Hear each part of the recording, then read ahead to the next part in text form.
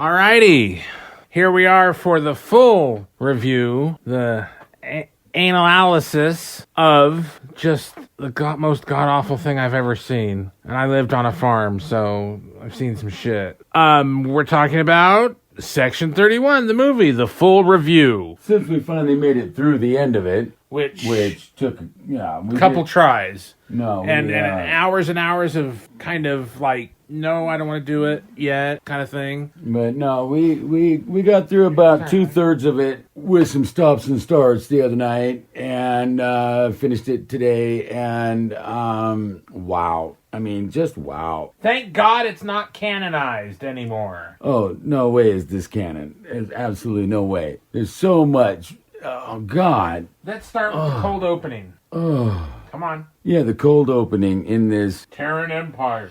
This a nondescript place. Looks like Tatooine as it's turning into a desert. Yeah, or something out of the Road Warrior, yes. Boy and his dog or something. I mean, Boy and his dog, yes, very much. Yeah. Yeah. And clearly not Earth. I would hope not, but it is where either a colony or a planet that had been just subjugated or whatever from the Empire for whatever, but it was no real tech, no electricity, no I mean the dude was forging a sword. Oh, and speaking of that, what is it? What was it? He who makes the sword does the forging in advance or some shit. Some quote from Aeschylus. Some pseudo-intellectual horseshit. Yeah, to make, oh, aren't we so impressive that, we quote Aeschylus.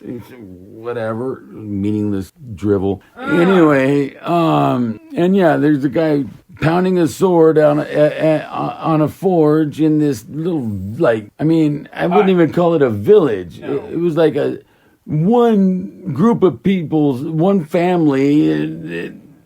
Yeah. I mean, what were they doing there? What was their purpose? I don't know. And You're asking too many questions. The young Philippa Giorgio returns from wherever the fuck she's been, which we find out she's been taking some kind of trials. She's been doing the Hunger Games. Okay, now, wait a minute. Speaking of that, being derivative of such things, the whole thing starts out with a message, an assignment to a secret covert. Like it's fucking... Like it's Mission Impossible, man. Ah. Like it's Phelps 10. And I'm surprised they didn't say this message will self-destruct and, oh my God, this mission, if you choose to accept it. Which they do not... Section 31 does not operate over fucking subspace like that. Jesus Christ. That but they're spies. But they had 24 hours to complete this mission. Okay, so 24 hours from what? The time... How are you even going to travel there in 24 hours? Where are they coming from that they can get there within 24 hours and complete a fucking mission? Or was it 24 hours from the time they arrive? Or what? Okay. I mean, even at maximum warp, where are you going to get in 24 hours? Right? Takes weeks, months to travel between star systems. All right. God, and outside of Federation space. Let's move on. So, I'm not even, oh, God damn. I'm not even getting started yet, man. This is just the beginning of it. It's Mission Impossible meets, the Fifth Element when they get there, and there's the gal singing at the bar, straight out of the Fifth Element. And then, oh, Jesus. It just, but the whole thing, and then when the people beamed in, to anoint her, right, as the Empress with Granny Goodness, like straight out of friggin' Jack Kirby's Third World, Fourth World, yeah. Oh my God, and the shit they were wearing, what the fuck was that? And so they got transporter tech, and they can beam on in. Well, yeah. Oh, but these people can't even. They don't even have a fucking. Can't even rub their dicks together to make some heat. They don't even have running water. Yeah. What are they doing up there? Her whole family. And then she ends up killing them all So she can become empress. as her like final test or whatever of her ruthlessness to be empress or whatever the Her fuck. loyalty to the empire. Yeah, the emperor. What the fuck? Emperor rules alone or some shit, and so she No, takes. she's got her toy boy with her. Oh yeah, and the guy that was the runner up for the Hunger Game thing, whatever the fuck it was her boyfriend. And so she had to renounce him even, and we are two but one, not anymore. And she burns his face with the side of a hot sword blade, and he's her servant from then on because she won and he didn't. And oh God, it was just so god awful. And this is the cold opening.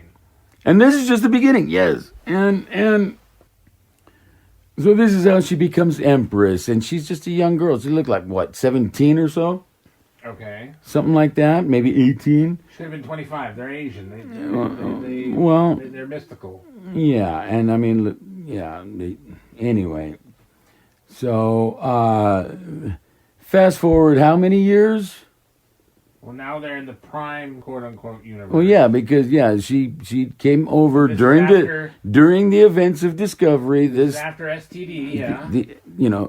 Because her doppelganger in Discovery was her doppelganger in the prime universe was the captain of the STD. Yes, was Michael Burnham's captain, who dies, and then when they go to the alternate universe, here she is, and she's the empress of the empire. Not only is she just still alive, she's the empress of the empire. And they end up bringing her back with them at the end of that story arc. And why? Yeah, why? What contrivance made that possible? Probably just to have an excuse to get Michelle Yeoh back on the show for the star power. Right? Well, hey, she made $12 million off of it, so what the fuck? She made $12 million on making this movie. Yeah, they paid her $12 million fucking dollars. Jesus, Mother Mary. Just for the star power and the name recognition to have her in the series. Now, will this ruin her career? And it should. Does it matter? Well, I was, hold on. She looked like she was the woman from the Crying Game, so I don't care. No, she is. I mean, she's what, late 50s maybe? Oh, I'd say 65. Early 60s, and she just got paid $12 million. Does it matter if she ever does anything again? There we go. That's all I'm saying. No, that's... Anyway, she can do anything she wants now, and if she doesn't want to, she doesn't have to, but whatever this was, oh my God. And, I mean, it was just so derivative of so many, and so full of tropes. And not even good, just garbage. And it wasn't even fun to pick them out. To say, the stilted acting is from, like, Doctor Who from the 60s. Yeah. Or this or that. It was just... No, it was painful to watch. Yeah,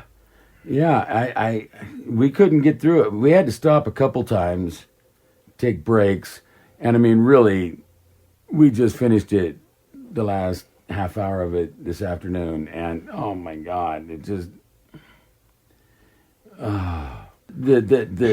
the Easter eggs and the fan, or at least the venal attempt at fan service. The intended fan service and whatever member berries or whatever they wanted to throw in didn't even make sense. The Kamaloy from Star Trek 6. Yes. The Delta from Trek 5. No, it was 6. Trek 5, wasn't it? Oh no, it was Trek 6. Yes, the Changeling, when Kirk got sent to the Klingon prison. Sorry, my bad. It's all right. I thought there was a Trek 5 thing in there too, but probably there is. Then the Delton. The Delton, Star Trek the Motion Picture, and I mean the Chiron, which we've gone on about, and I'm not going to belabor it right now, but god damn it, that was so stupid. Yeah. I mean, it was just stupid, and I just have no patience for stupidity, man.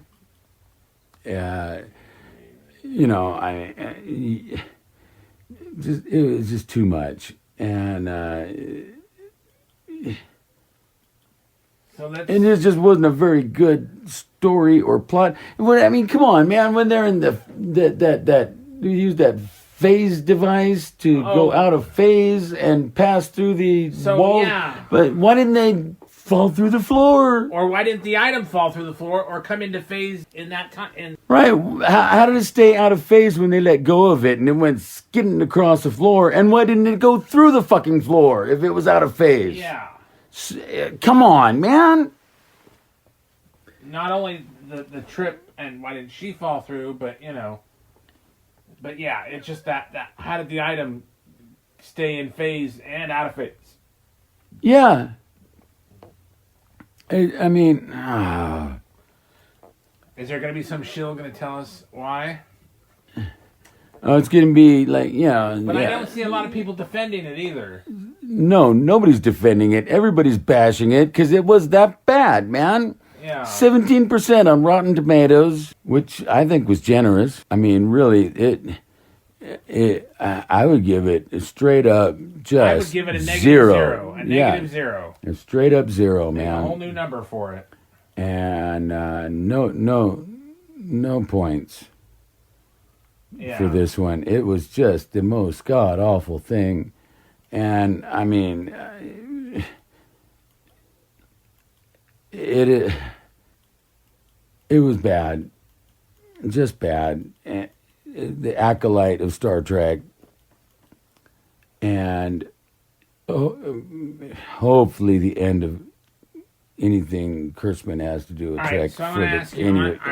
Oh God! So, when we first saw it, he got all excited because when the Vulcan was laughing, which is the droid or whatever the fuck it is, or automaton, he started talking about the early adventures with a Vulcan that was. No, that was from Star Trek, the Enterprise: The First Adventure, the novel. There, in that one, the Enterprise was assigned to escort a troop of performers to a space station, sort of like the Starfleet USO. They were entertainers that were going to go out and entertain the masses on a remote Starfleet or a starbase.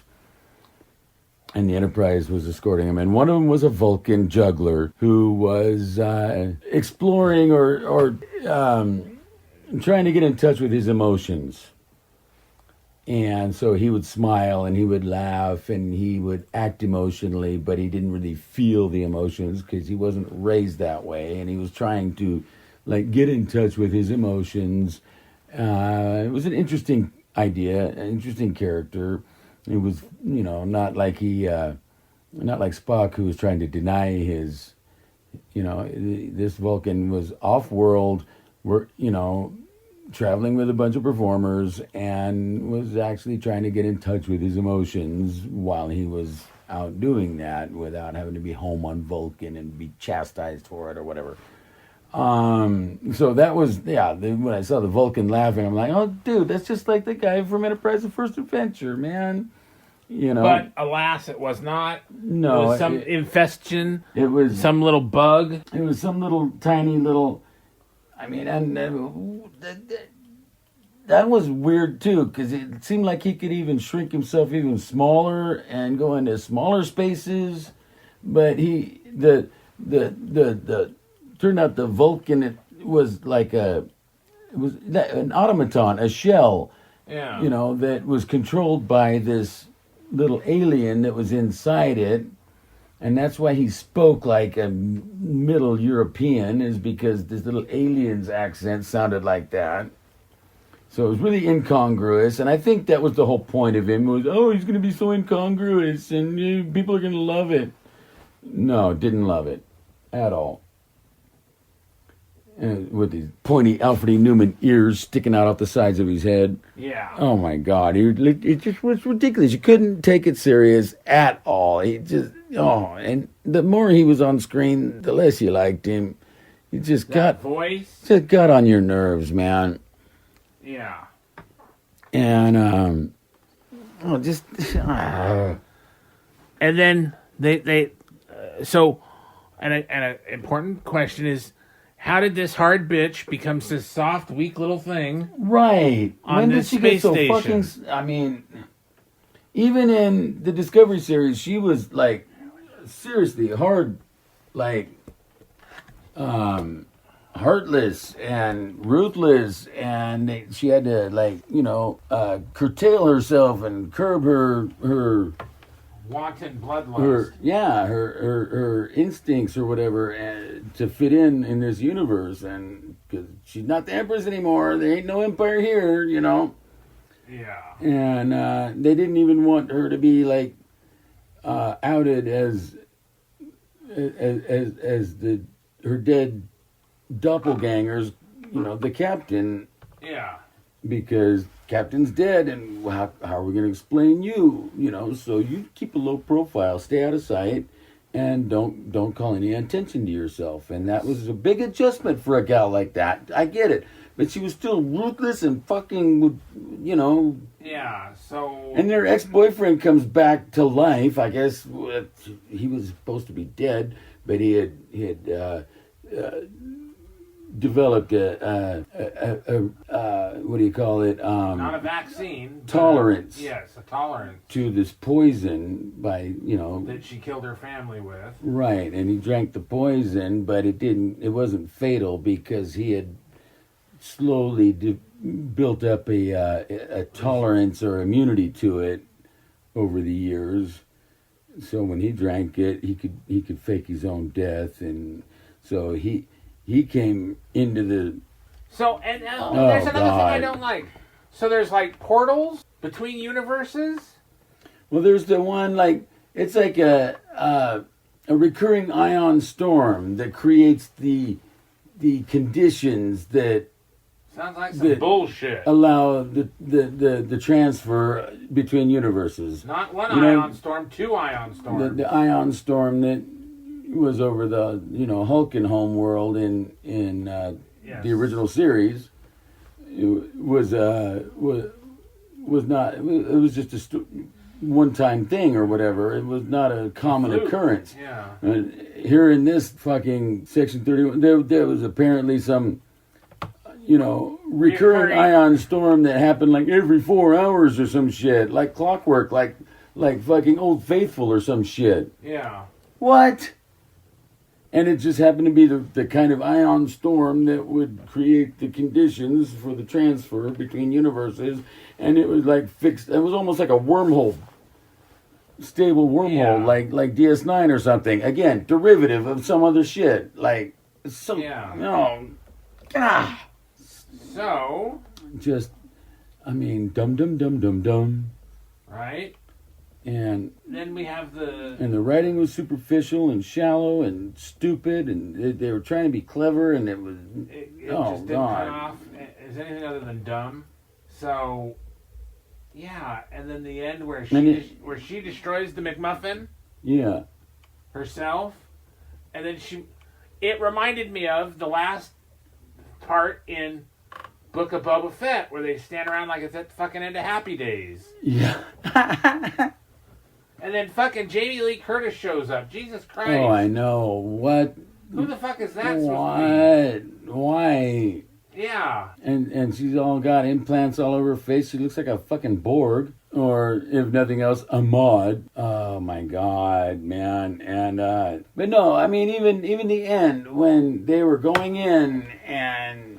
Doing the fight. Detonating the device with hand in hand and ready to just go in there and sacrifice themselves to save the galaxy. They don't. It was like Rogue One or something, man. Yeah, wanting to...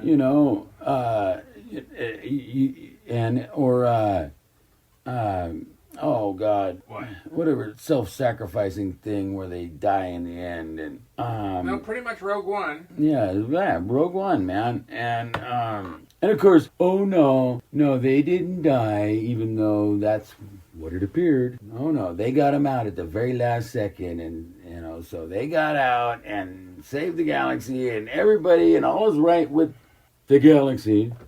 Ugh. And then of course they